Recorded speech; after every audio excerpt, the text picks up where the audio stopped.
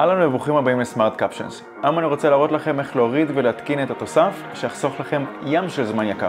יאללה, בואו נתחיל. אז זה האתר של סמארט קפשנס. תוכלו למצוא עליו לינק פה מתחת לסרטון או באינסטגרם הביו. יפה. אז ברגע שהגעתם לעמוד של ההורדה והתקנה, לפי ההוראות תורידו את ה-Anastasy Extension Manager ואז את הקובץ של התוסף עצמו. שימו לב שהוא נגמר ב-ZXP. הערה קטנה, חשוב לציין שאנחנו כל פעם מעדכנים ומעצבים מחדש את האתר שלנו.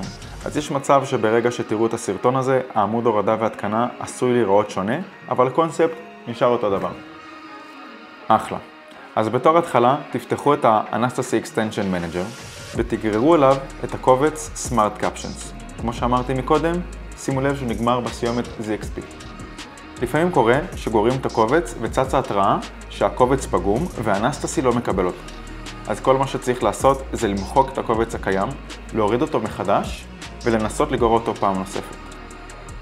ברגע שגררתם והצלחתם להתקין אותו, זה אמור לראות פחות או יותר ככה.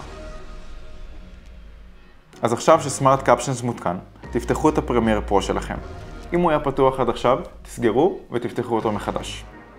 בסרגל ההגדרות שלכם למעלה, תחת Windows ו-Extensions, תוכלו לראות את התוסף שלכם. ועכשיו יש לכם Smart Captions בפרמייר. אז זה הכל להורדה והתקנה. אני משאיר לכם פה לינק לסרטון, בו אני מסביר לכם איך משתמשים בסמארט קפשנס. נתראה.